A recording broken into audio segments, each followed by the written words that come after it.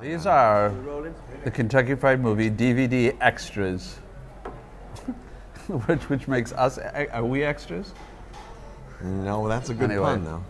Thank you. Unpaid extras. Extras also means See, in the movie in the business. movie Okay, business. sorry. well, we call them background, though. Background, that's right. They're Yeah. called background now, not Background extras. artists. Extras is a Background- little real rude, isn't it? Yeah, Extras? who's the guy? John. Who was my AD on All the Naked Gun? Kretschmer? Kretschmer always used to say background artist. He was like the Background ultimate artist. polite. He was the most It's like- polite and wonderful Yeah, assistant director. performance artist. Yeah, well, that was yeah. It was 1971, and I was just out of college. Jerry was doing his practice teaching because he was an education major. And Jim Abrams, our friend, was a private investigator for a law firm in Milwaukee. And Jerry was in Madison at the University of Wisconsin. So I managed to get a hold of some videotape, which my dad borrowed from a friend of his. And so we just thought we could make spoofs of TV commercials and maybe put them in, combine them with a live show, because Jerry also knew our friend Dick Chudnow, who was another TA at Madison, and they had a performance group which was improvisations. And so we combined that with our TV commercials, and we just made a stage show. I thought my razor was dull until I heard that last answer. Should we start Old over? Groucho remarks. No. It's fine. Yes, that was excellent. You would That agree was- with that? I mean, that was all correct. Yeah. Everything in there was correct. Very monotone, but just right on. I'll try to Perfect. vary Yeah. the pitch Yeah, a little exactly. bit, but I just But David, I should just say, got off wait a the second, I plane, should say yeah. David just got off the plane. We're in London now, and David just got off the plane from America. So this And is not my he's a usual little- self, yeah. His suitcase is actually just back Yeah, there. you can out of see it in the sight. Yeah, background. it's probably in the back of the Yeah. shot anyway. So, okay, just to set the stage. Well, I think at some point we decided we didn't want to be a performing group, and we had done some television, but it just didn't seem to be our thing either. So we thought, wait a minute, maybe movies would be good. And then Ken Shapiro had done Groove Tube, the film, which was a bit film, and I think there was no, I guess that was it. There was just that one, and we thought, gee, we have this whole show with all these different bits, and it's be fun to write new stuff and try to make a movie, and maybe we could actually get that made because we could do it cheaper. So I think that was kind of the genesis of it. And then we met John Landis, and because we didn't know anything about. David actually saw John Landis on The Tonight Show, and he was on The Tonight Show because he was a 21-year-old kid who had directed a movie Called which was Schlock. And so he was on the show, and so David got his number from the distributor of the movie and called Levitt Pickman. Levitt Pickman and called John. And what did John's reaction was? How'd you get this number? And I said, well, they gave it to me. And he was like about to get on the phone to Levitt Pickman to scream at them. I said, no, I don't want anything from you. I just wanted to invite you to our show. We have this Kentucky Fried Theater show on Pico, so come over and see it. And he did. And then we had took him out to lunch. The three of us, Jim and David and I, took him out to lunch and just asked him questions about how do you make a movie. And he said, first you need a script. And we said, we know that, but what does one look like? And so he went out to his car and brought us back one of his scripts, which happened to be titled American Werewolf in London. And this was like years before he ever got that on film. But we took that and we used that as kind of a template, so we knew how to do it. Not the structure of the movie, but just the format. Because we didn't even know, Slug fade lines in, and how dialogue was. I mean, we knew nothing. As a matter of fact, I think the reason David called him was because he thought, gee, the guy's 21, maybe he'll talk to us, because nobody else would. So and he was right, and John was really nice, and he was just very happy to, tell us what he knew, and kind of got us started. I don't think so. I don't think that actually, in a way, it sort of it seemed to make it easier because it was all, most of it could be done on locations and, could be done fairly simply and, it didn't really require, well, in those days, I guess they didn't have special effects, so forget No, that. special effects hadn't been invented. Hadn't been invented yet, but we knew they were coming, but anyway. We did the whole movie on really one big mansion on the grounds and in the mansion in Pasadena. And What was it, the Dovey-Dina? The Dovey-Dina mansion it was or called. And some of the something sets like were that. constructed outside, and we just prayed that it wouldn't rain. And they didn't have any ceilings, so that the light, we just used natural light, just like they used to do in the silent movies. Yeah, we also prayed that they'd be funny. Yeah. Kentucky Fried Movie was just a really fun movie to shoot. I mean, every day there was something wild going on. Every day there was a great gag, or 2 or 3 or 12. And I think probably, I don't know, if you're trying to, it's hard to say what the most fun one was. A Fistful of Yen was I think really fun to shoot. But you know what? I will tell you what I think the most fun was for my personal, I think, would be the zinc oxide. Zinc oxide and you, that was great. That was really a treat to film. Yeah, it was great. Cleopatra Schwartz, of course, was, but then it doesn't make any sense if it's not an answer. So, okay, go ahead, you answer.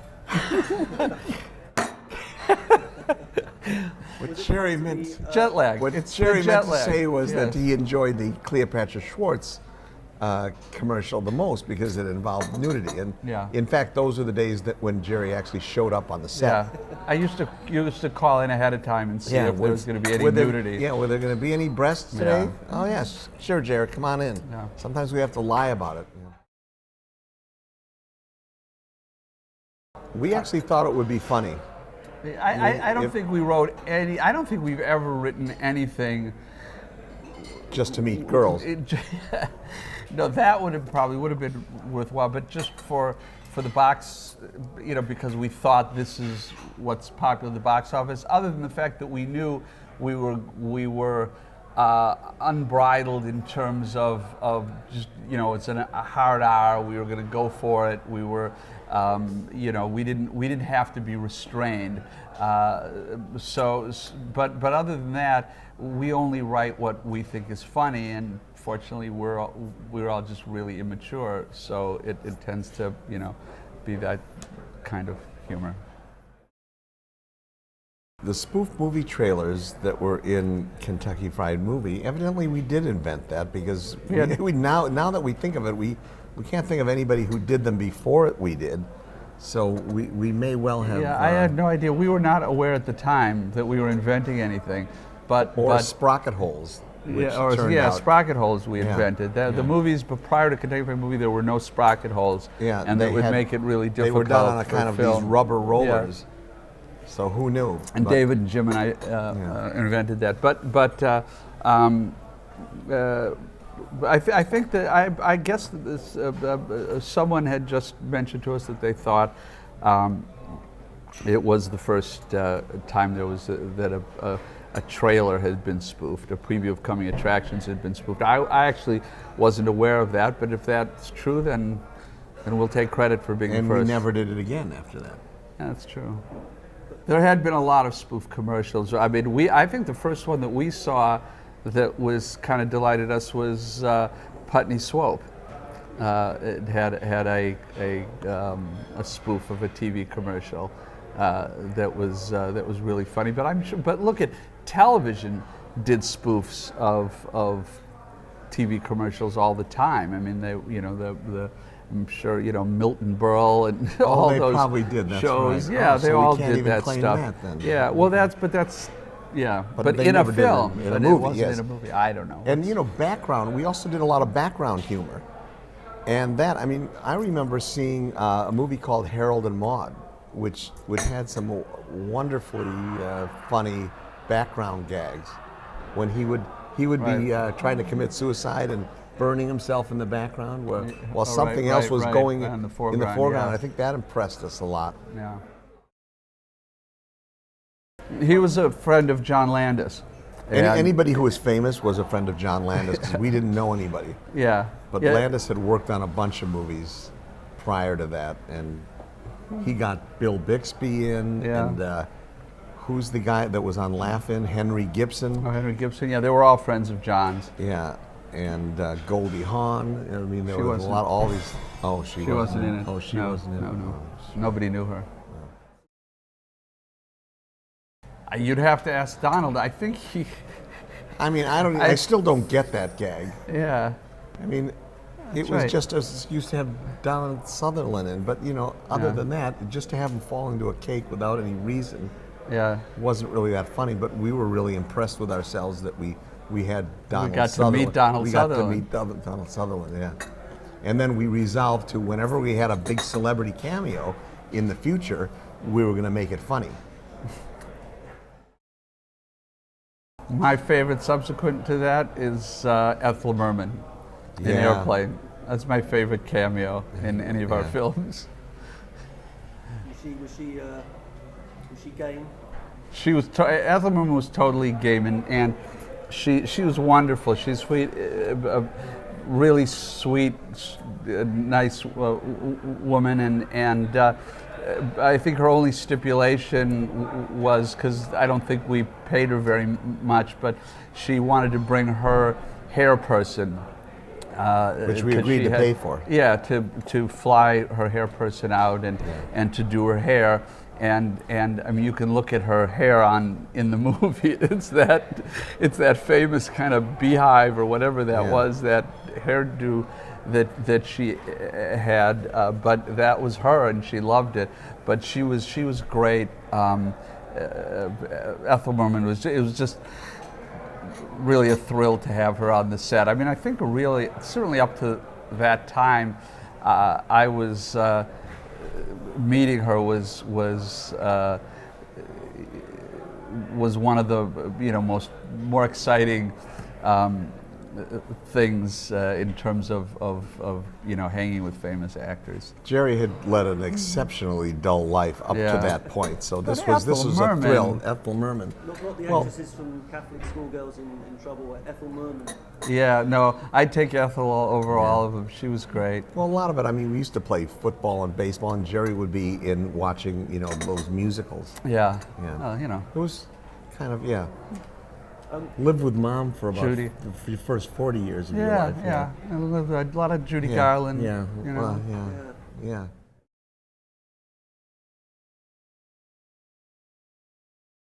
We would always screen films in front of an audience. You can't put a comedy out, I don't think, without pre-screening and to see what works, and a number of screenings. And we've done that with all our movies. Now, do you remember, I know we did a lot of editing on Kentucky Fried Movie.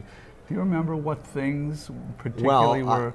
I don't remember particular things, but I do remember that the first screening of Kentucky Fried Movie, like every comedy we've ever done, it was a disaster the first time we played it. Not quite the disaster that Airplane was when that first screening, but I remember I invited friends. We screened it up in, we tested it in San right? Francisco, and I invited, at that time, I had friends, and some I of them remember lived in those days, yeah. San Francisco, and I don't know, like 5 or 6 friends, and I invited them. I would never do that today. Of course, today I'm not doing movies either, but It's a change. The first screening is the always first screening is dangerous. always- We just yeah. pray. Because there's 20 minutes in there that's not going to be funny. So, and comedy really, survives on that pace. Like everything's going to be funny. And so every movie, at least 20 minutes is going to be cut out. So if you can imagine just sitting there for 20 minutes and nothing's funny, it's pretty deadly. And it's spaced throughout the movie. No, there were some things that came out completely, but I just don't I don't remember. think that in those, we needed so much, we needed everything, so we kept everything in. You don't think there was not one thing that we filmed? Not one thing that Really? came out. Maybe there was a fixative where the Oh, right, where right, the thing yeah. caught fire. Yeah, that I came don't know out. why that wasn't funny though. The fixative sketch was a mock on this on an ad that was playing a lot for one of these, call-in products that you'd order, not Yeah, something order by phone. order by phone things, and it was just this, I don't know. It was Paste a coat. or powder or you- something. Yeah, but well, it no, was the they showed a product coat. Yeah, was a right. powder Oh, that you'd yes. put on. Yeah. If there was a hole in fabric, you'd put this on, and somehow it would patch it. I don't even remember Yeah. what it was Right. actually supposed to do, but it showed this coat, and so in the real ad, and they'd put the thing on, and the guy said, "Fixative, fixes anything and instantly," and it'd be just droning on. And what was we No, did? it was. I remember the What? ad Yeah. said, "We're burning a hole in this coat to Oh, that's show you." right. And so they had a cigarette, and they would burn a hole in a coat on the camera, and then they would show, it burned a hole in it, and then they put the fixative fabric adhesive, and they showed it just knit together and sewn up, and you couldn't even see. What we did was we kept that announcer going, and we burned the hole in the coat, and then it burst into flames. It kept burning. And I think, And then the whole coat, and they're yeah, the throwing whole on coat. fixative Throwing and up more fixative. water and all It that was kind of funny. stuff. Yeah, it was funny. I don't know what. Yeah. That was one of those rare cases where we were right and the audience was wrong. It could have been Hundreds of people were just wrong. Oh, yeah. And we would. It happens. Yeah, we wanted to release the movie and then with an explanation of why, Why it's some of funny. these bits were funny, and maybe it burst into flames too fast. It was probably the special Oh. effects, and we couldn't afford to do take two. Maybe we did, but each time I think the coat burned and burst into flames. Anyway, Yeah. in general, we like to spoof anything that took itself seriously. That would certainly be the best. Those would be the best vehicles for us. And disaster movies at that time were very in vogue. The Towering Inferno and invariably they yeah. turned out to be B movies. Yeah. Even today, I just saw about a half hour of 2012. Have you ever seen that? No. It's exactly that kind of stuff that we would spoof. Oh, 2012. Yes, Yeah, right, 2012, right. Independence Day, And- those right, kind of right, things. right, yeah. Invariably, there's something about these disaster movies where they have a big cast, and you have to get into everybody's personal life, and the stuff is just the dialogue is unintentionally funny.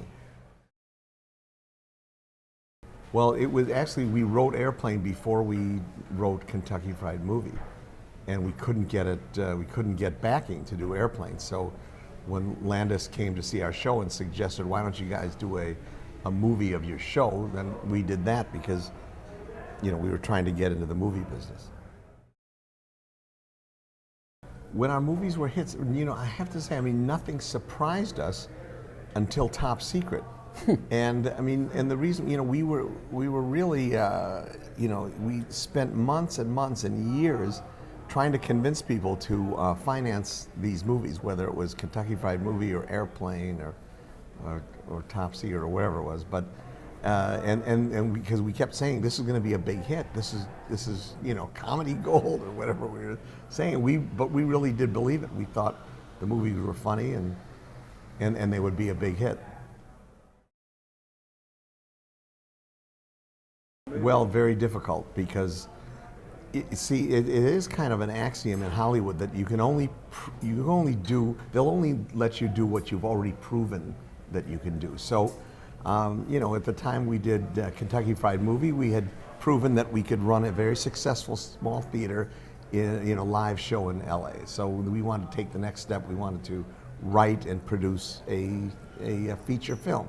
So when we did that, then with Airplane, we were insisting on directing it, and not only being first-time directors, but we were insisting that all three of us direct at the same time. So you know, we hadn't even gone I near think the proving we biggest, could do that. I think the biggest question really was, I mean, there were 100, you know, questions that people had about an airplane, but I think that one of the biggest was, does satire work on film? Because there had been evidence to make people think that it didn't. There was a movie called The Big Bus, which was supposed to be, you know, which was satire, but it just wasn't, you know, we were doing a completely different kind of satire than that, and to convince people that this was different, and nobody really understood the way we wanted to cast it. I mean, we would explain it, but it is really, it's an easy thing to realize when you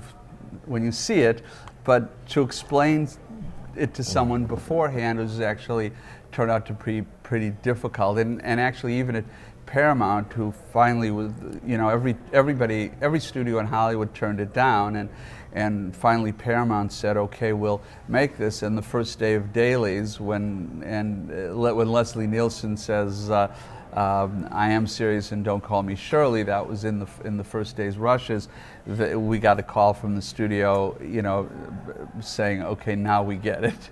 We got a lot of blank looks before that as we cast one by one actors like Robert Stack, Peter Graves, Lloyd Bridges, and Leslie Nielsen. Yeah. And I remember the Leslie Nielsen was the last straw for our casting director. He said, Leslie Nielsen's the guy you cast the night before. And we were just so thrilled to have Leslie, and it was like a month before. Yeah.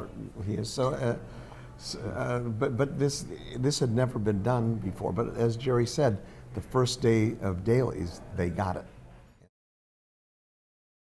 You know, when we cast Leslie Nielsen, nobody got it. What, Leslie Nielsen in a comedy? And we actually, you know, when we talked with Leslie, when we first met him, we said, we just want you to play it straight, like you do all the other roles you played, and it's going to work great. What we didn't realize was that Leslie was a closet comedian, but which anybody who knew him knew, because he was a prankster and he was always making jokes, and I think Leslie kind of shared our sense of anarchy, of wanting to you know, pull the clothes off the you know, the emperor or whatever, or announce that the emperor didn't have clothes. That's right. Or, yeah, you kind of, or shop at the Emporium or something. Anyway, so and so Leslie was really, more than anyone else, I think, was kind of one of us, and that was a surprise. It's great to write for someone, so we knew we could just imagine Leslie doing it, and we knew certain things that he was great at, and certain things we knew that wouldn't be funny with any other actor, but Leslie Nielsen doing it, then this would be funny. Leslie could get away with things that very few actors could get away with. Leslie was never trying to be funny. He was always so. You never really expect it. So because his job isn't, you know, quote, comedian, unquote, it always has that aura of the unexpected when Leslie does something. So he can get away with lines like "nice beaver" that for a comedian it would be a smart aleck remark. Yeah. But for Leslie, it just played right in with that. We're not trying to be funny.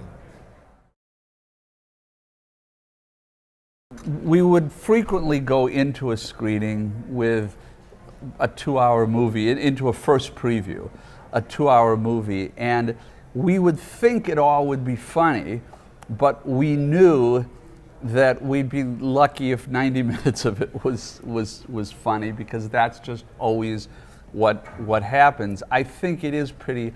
I mean, look, at movies have done it. There have been 2-hour comedies.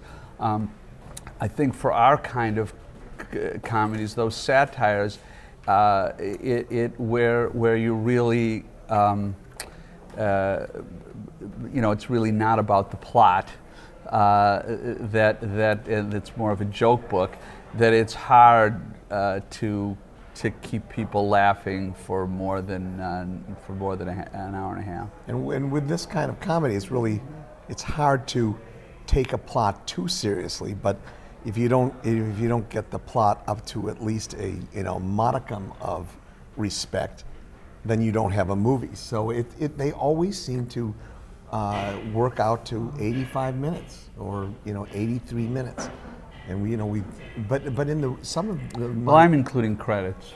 we do everything we can. Yeah, you do. Aren't it's they? like Don't 6 they minutes of stretch to credits, 90 just with stretch. credits? No, Really? no, not you. Golly. You eke out 80, 85, 86 minutes, or even 82 minutes with the credits, because it's just the comedies depend on the pace. Our comedy influences surprisingly weren't really other comedies, but it was, I would say, first off, I mean, we were so affected by serious movies, and so we would watch a lot of serious B movies and think that those were somehow funnier than the comedies of the day. But in the 1960s and 70s, I think we were all fans of Woody Allen and Mel Brooks.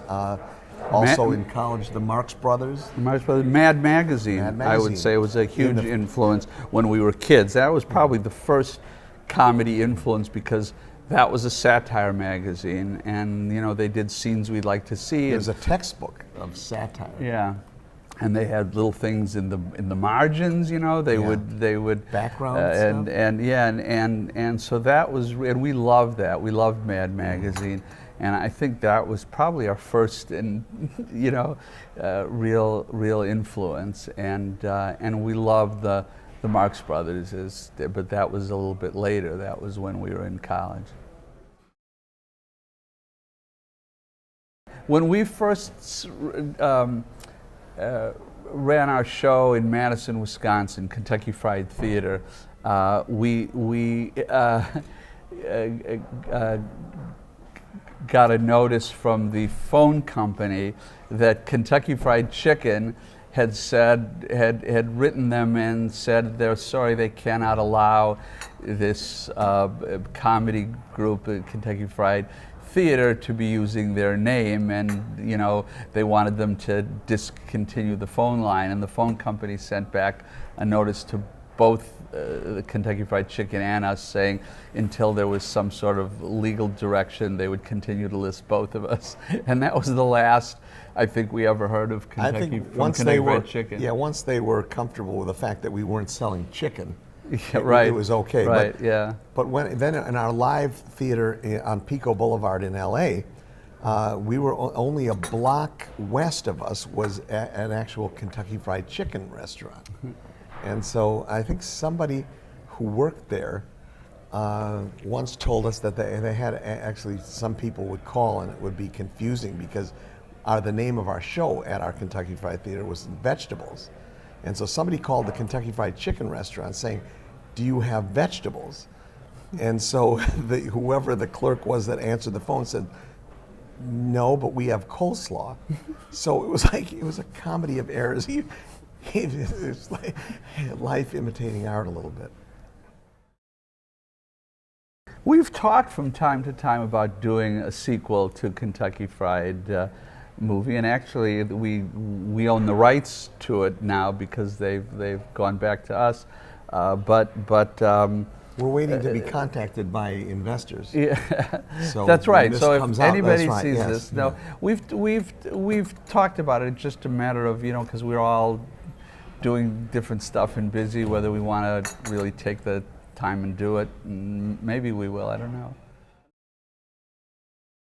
We were when we wrote the scripts, we'd all meet at 9 a.m. At that time, it was above our theater. We had living spaces, and our office essentially was there. And so, we would write the script from just from 9 to 5. Yeah, we really had a ritual. We'd get up in the morning, we'd drink coffee, And Talk about we'd politics for an talk hour. talk about politics until the coffee, until we were all like, till our motors were running, and then we'd start, wherever we happened to be, whether we were in the middle of some scene and okay, how are we going to do this, or whether we were just, we'd always start just throwing jokes up.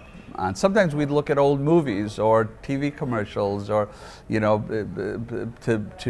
get ideas for spoof.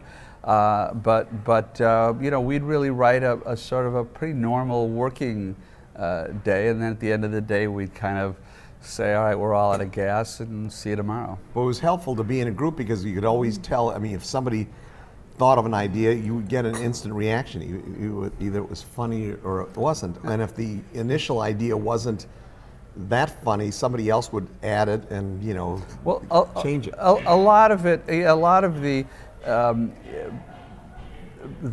bits were in all our movies were built as opposed to one person saying, wait a minute, I got an idea, this is how we should do it. One person would say, wait a minute, maybe we should do something about this, and then somebody, how about this, and so no, but this, and then add something to it, and then that's, so it was a real collaborative effort. But I think after a while, or really pretty close from the beginning, we had the kind of respect for each other that if one of us proposed a joke and the other two didn't laugh, we'd just go on. We'd say, oh, I guess it's not funny, because we had that kind. Unless there was something that you'd think maybe the other two didn't understand what you were talking about or something. But if they got what you meant and they didn't laugh, then that was.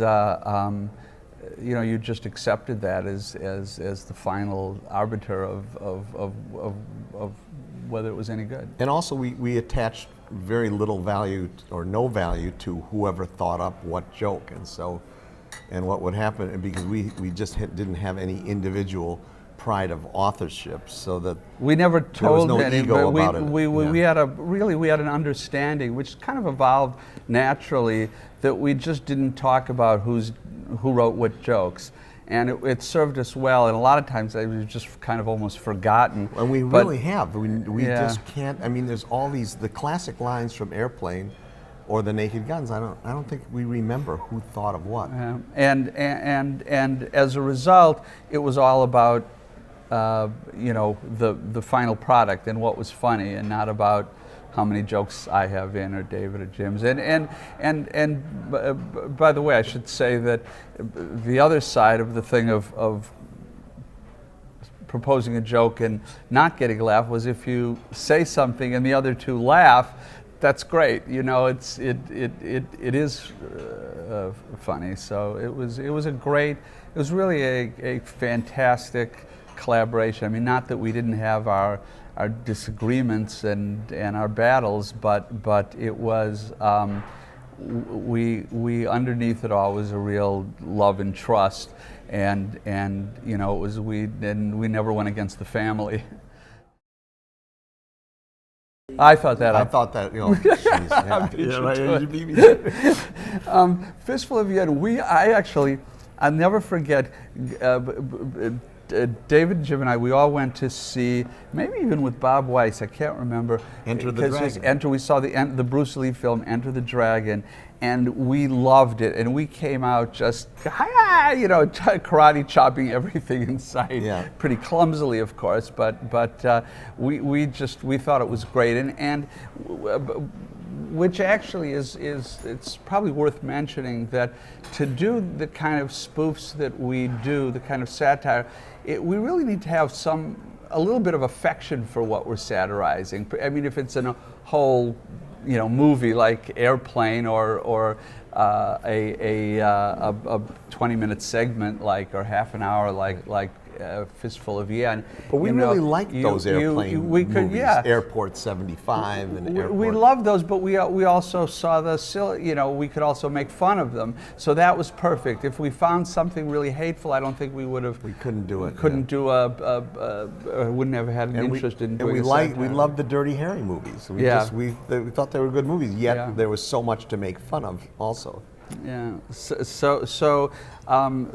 You know, I don't remember the moment where someone said, "Hey, let's do, you know, Enter the Dragon. Let's do a spoof of that Well, that was me, film." yeah. but we you know, that just seemed like how much like tremendous fun and plenty of meat there, and you know, so I think we dove in and never looked back. I would say that was a high point. It was I loved the idea that David put that into Naked Gun 2, right? Yeah. Yeah, well, I remember when I saw Ghost, and you know, aside from the fact that I loved it, you know, and tears coming. I mean, everybody cries at the end of that thing. And then but I called up Jerry. I was just so excited, and I don't know if you thought I was excited about the movie. I said, "That pottery scene, we can spoof this." Exactly. That's David's. Yeah. It's like, hey, that was more excited material. about. Yeah, the movie was good. Yeah. But we can spoof this great pottery scene. But also the tagline was wonderful, and if you look at that, you know, it was a trailer. Actually, it was a teaser trailer first, and then put into the movie, right? Yeah, the teaser trailer. We did a couple of teaser trailers for the Naked Guns, and the greatest thing is being in the theater when these trailers played. And so you hear the you know, Unchained Melody by the Righteous Brothers, and the tight shot of the hands on the pottery wheel, and I would watch as every guy in the audience is going, "All right, it's another chick movie or something," and then the shot widens out, and it's Leslie and Priscilla, and then everybody's just laughing. But also I love the tagline was from the brother of the director of Ghost. That's right. So it's like, how often do you get a chance to do something like that? You know, it's like that might be in the high point of both our careers. It went down from shortly after that. I did have that worry that perhaps just anything I did would just end up being people would laugh at, even if I was intending it seriously. And in fact, the first screening, which actually went really well, but there's that scene where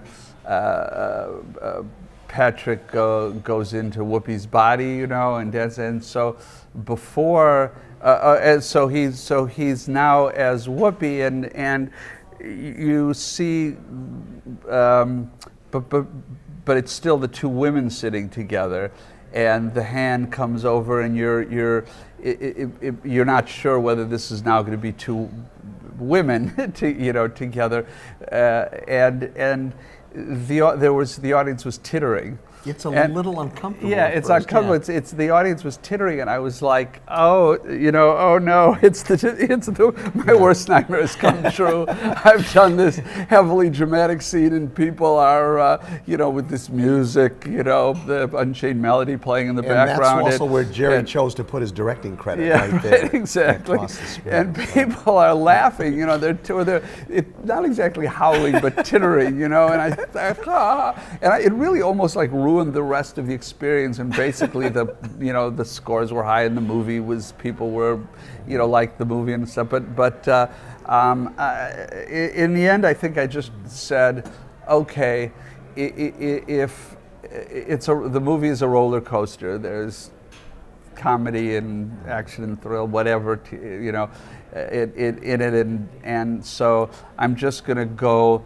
I'll just consider this, making the audience uncomfortable, part of that ride. And in fact, I took out every ambient noise. I mean, I even took out, like air conditioning hum and traffic outside and anything. So it's totally silent to make it more uncomfortable.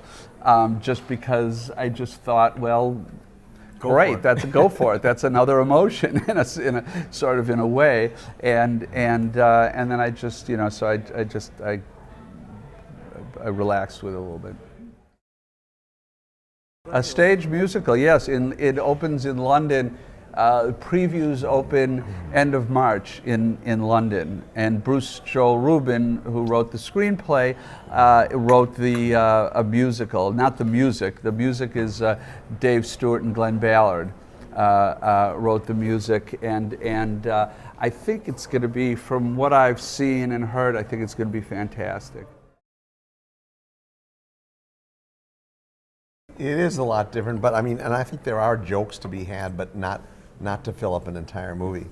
I mean, our feeling is that, you know, we didn't really even have enough jokes to fill up, you know, the first Airplane movie, and then we didn't. And Paramount wanted us to do Airplane 2, and we just, you know, declined to do that. And so, but I think there are some great Airplane jokes. It's just not enough to do an entire movie. There could be a 10-minute Airplane sketch within a new Kentucky Fried Movie. I mean, Kentucky Fried Movie, you can go anywhere and do anything. It's just wide open. You can satirize anything you want. With an Airplane movie, you're stuck on an airplane again, in a control tower and whatever. And I don't think either of us felt like we wanted to, either then or now. And it came up again. Someone at Paramount had suggested that you know, maybe this would be a good time to do another one, and I don't think none of us had any real interest in that.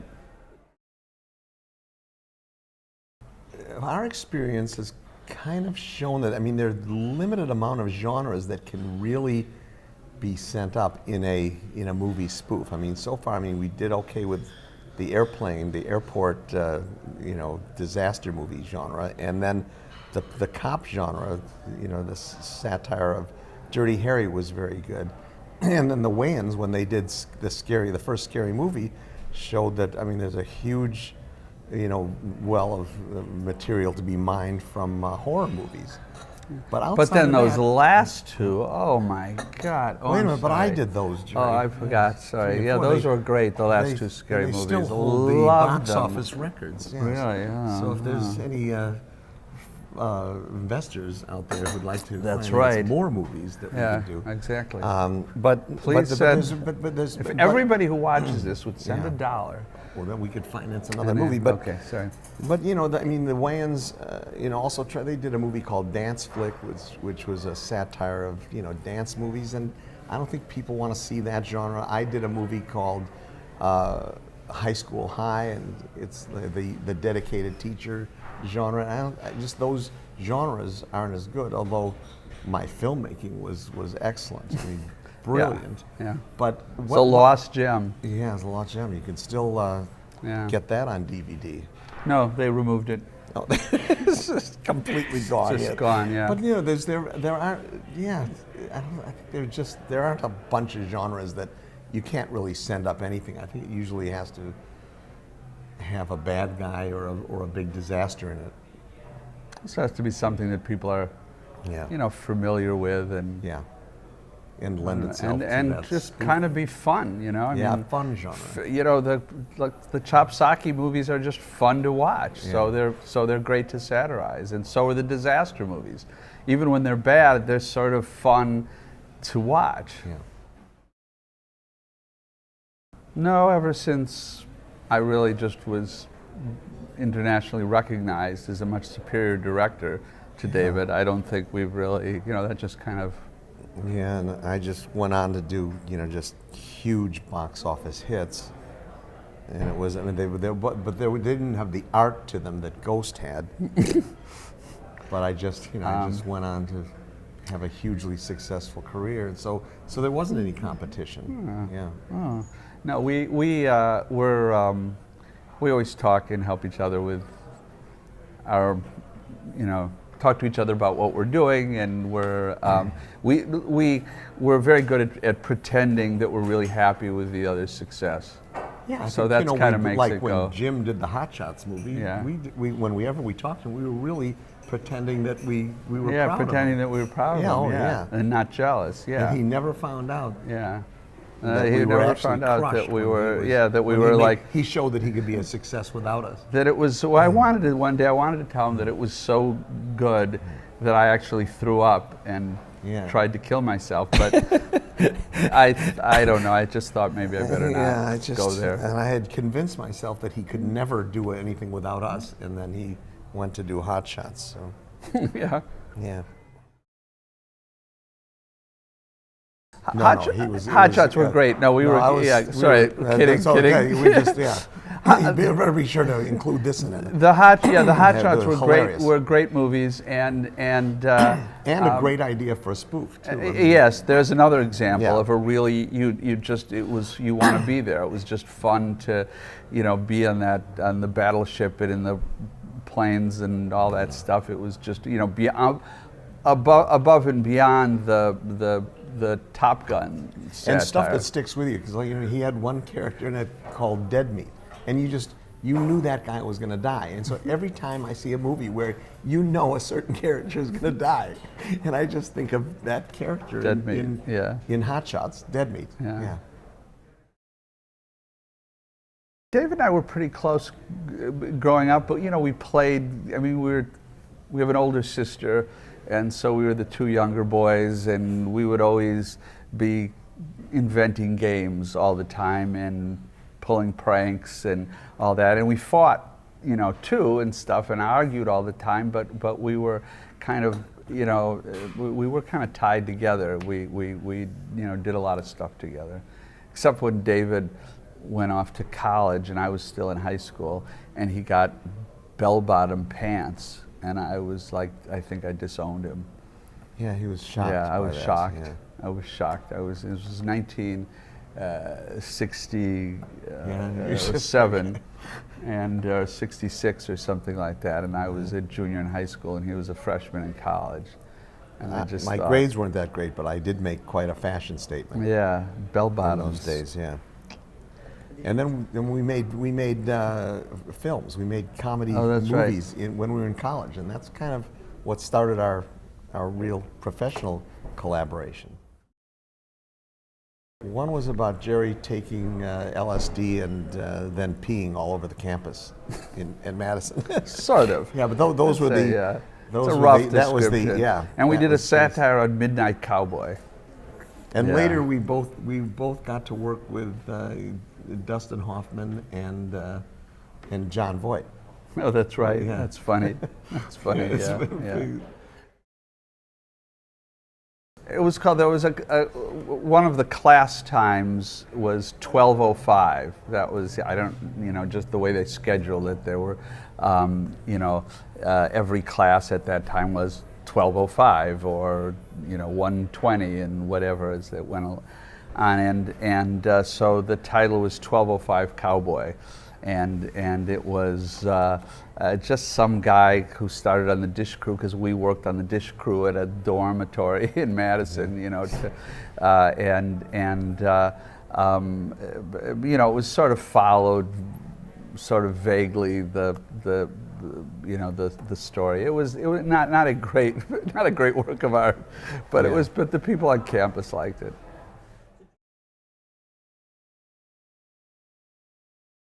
I think people were definitely ready for Kentucky Fried Movie. I think in a sense, everything paves the way for what comes afterwards. Certainly, it became acceptable to have that kind of language and nudity in the theater. Now, interestingly enough, it would be tougher now to do Kentucky Fried Movie because that's all allowed on cable television. You can do anything and say anything in a lot of and on the internet, and so but at the time. Part of the appeal of that movie was, naughty stuff that you couldn't see on television.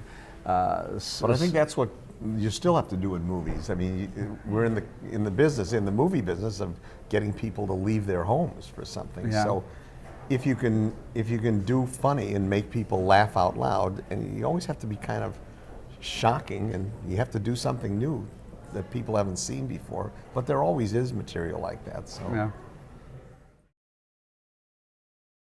I think the cinema-going experience has has remained relatively unchanged. I mean, the big difference is now there's so much competition because you can see it at home. There's so much content available at home.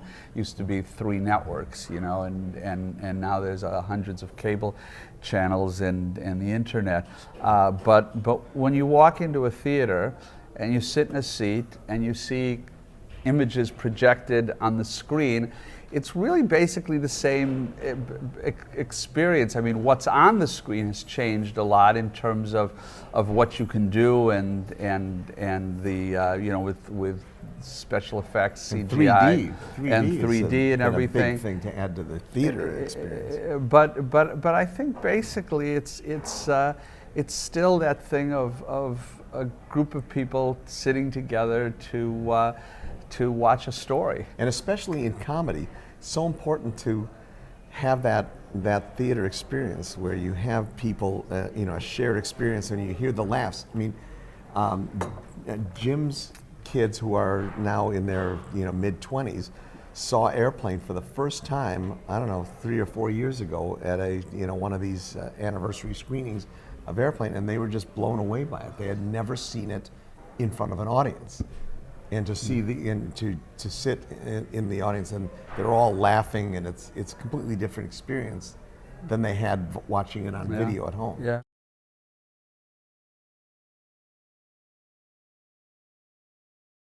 There is no right number. When we screen a movie, we like to have at least 300 people, because I mean, when we're in the editing process, because that's kind of what we need to get a sense of what's working and what's not. But in terms of just enjoying a movie, I mean, if you have 20 people there who are good laughers and really enjoying it, you can it becomes a much better experience. But there's nothing like a big auditorium with hundreds of people.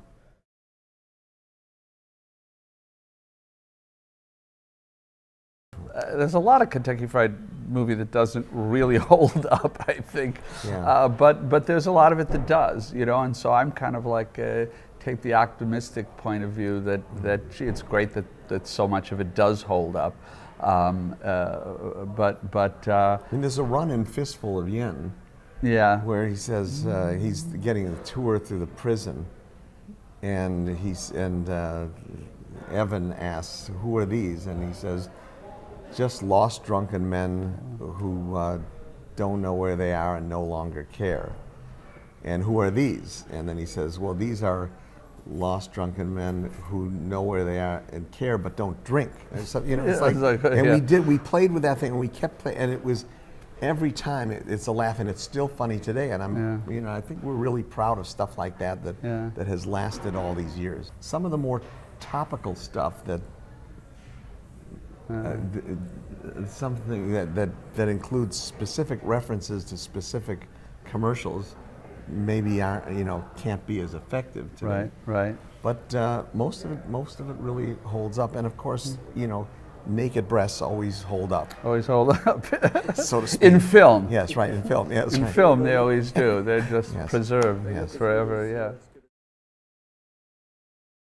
It was $700,000. It was the budget of Kentucky Fried Movie, and that was, you know, in 1977. So wait a sec, 76, 77, 76. It was out in came out in 77 or 77. So so we shot it in it came out August in 77. Anyway, so. okay. So anyway, but so the well, you know, the budget was $700,000 in 1976 or 7, and which was low even then. But I think we got a lot out of it because there were no big, highly paid actors, and we really put every dollar on screen. Obviously, we weren't paid very much, so. It's a long story about how we got the financing, but essentially we made, David and Jim and I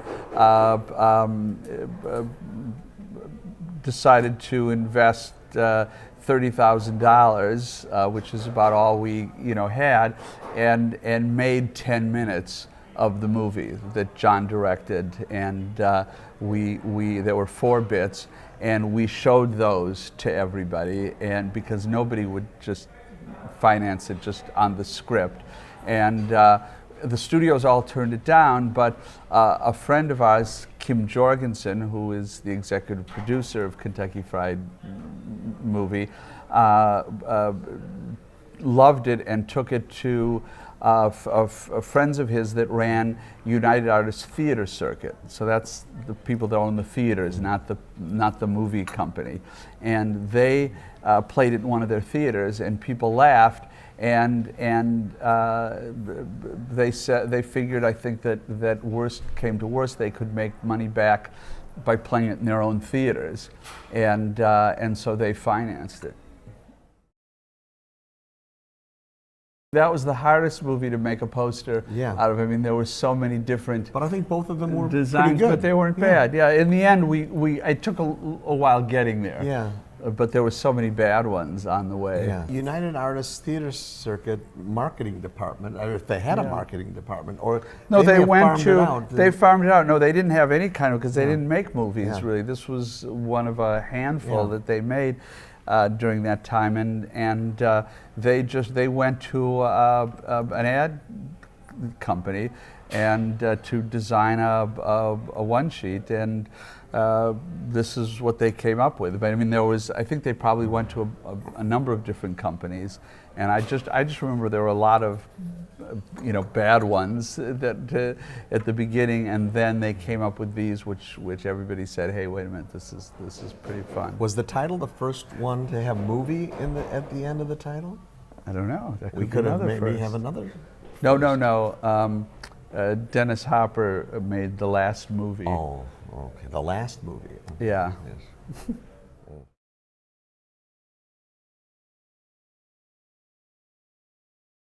I actually wasn't really aware that Kentucky Fried Movie had that long second life. Had a second life or for great longevity. DVDs. Yeah, I don't. They never sent us one. No,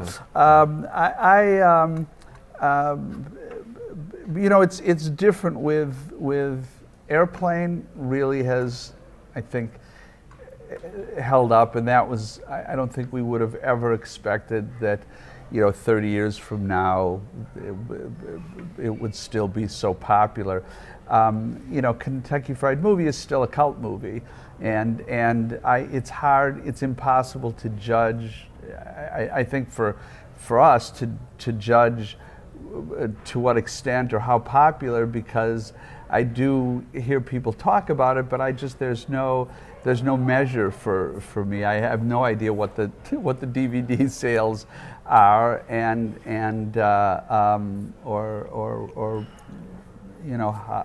how people are responding to it, other than anecdotally. We were thrilled to have the movie, not only make its money back, but make such a big profit, because that means that we didn't have to go back to the theater. We didn't have to, be on stage anymore, and so we were definitely thought that now we could be in the movie business. And that's why the money that we made from Kentucky Fried Movie, our profit participation, which was not enormous, but it was enough that we could write Airplane, and take a year or more really to work on writing it and getting it made without having to find other work. There is no Samuel L. Bronkowitz, of course, maybe not. Of course, I don't think people know. Oh yeah, well. It was a made-up name. Samuel Bronkowitz was a made-up name, and we did it because nobody knew. We were all young kids, and we had to form our own company because United Artists Theater Circuit wasn't writing the checks directly for services and equipment, etc. So we thought that Samuel L. Bronkowitz sounded like a legitimate name, and so people would do business with us. And in fact, more than a few times, we would call someone and say, they'd say, well, who's this for? What's the company? And we'd say Samuel L. Bronkowitz Productions. And they'd say something like, oh, is he still making pictures? You know, or Samuel, oh, of course, Yeah. Samuel L. Bronkowitz, well, great, you know. It just sounded legitimate. Yeah. And then in the it trailer, was- we actually cast a guy as Samuel L. Bronkowitz. yeah, we just, yeah, Yeah. Samuel Bronkowitz, Sid, I can't remember, Sid Kane. Sid Kane. I believe I remember Yeah. that. That's the name of the actor. He's still But- alive. He's but is he? 110 now. But, yeah. I don't know. Yeah. It's They didn't- it just seems a shame that Leslie is gone and he's he's still alive, yeah, You Sid know, is Kane. there no God? Anyway, But, but sorry, but it's really cool. But no, that was funny. We had stationery Yeah. and cards and everything, and it was, you know, it was and it actually did. I mean, it was fun and funny, but it actually did serve a purpose. Well, we're both working on a bunch of things, some comedies. We just, I don't know if it's open. Has Fair Game opened here yet?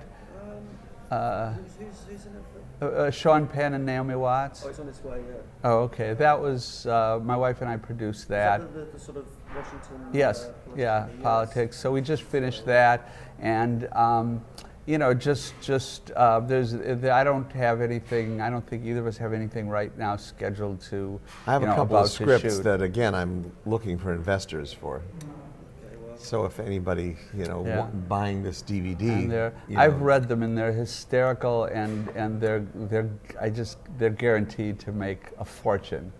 So Well, one is actually a PG comedy, a slapstick comedy for that families would love to see. So it's not, you know, the opposite of a Kentucky Fried Movie yeah. R-rated thing. It's a buddy comedy about, you know, it's a Laurel and Hardy combination who they work as busboys at the White House, and they overhear spies talking about a plot to steal the secret plans to the government's new invisible plane. And so both these guys dream of being in the Secret Service. So they, you know, they gradually, probably in the worst way, actually get to be in the Secret Service. So, and the movie's called The Secret Service. Well, it's going to be an ensemble comedy like most of the movies that we've done, and we want to cast two unknowns, Yeah. and so we'll make it into a franchise, hopefully.